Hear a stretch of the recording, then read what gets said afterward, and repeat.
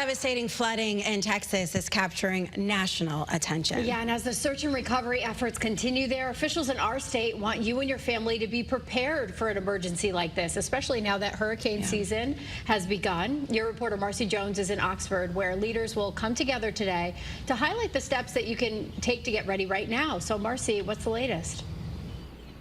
That's right. Good morning. As you mentioned, it is top of mind, and it was just 11 months ago that right here in Oxford we saw that historic flooding that claimed 2 lives, and now state leaders are coming together to make sure that they are as prepared as possible.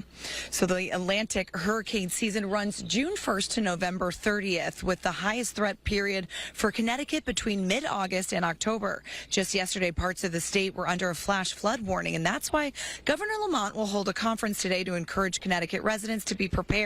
Some tips experts suggest you can do include having a plan, deciding what essentials you'll need like medication or documentation in case of emergency. Consider pets and loved ones that require extra assistance. Keep an emergency kit on hand, things like food, water, first aid supplies, flashlights, and extra batteries. Learn the evacuation routes in your area, and also know your insurance policy. Some may not cover flooding from hurricanes. To compare policies, check on the Connecticut Department of Insurance's website. Now, while many cell phones these days already are hooked up to emergency notification systems, you can also log on to our state's website to make sure that you are logged on to that CT notification that also lets you know if there are severe weather warnings in your area. Your reporter live in Oxford, Marcy Jones, Channel 3 Eyewitness News.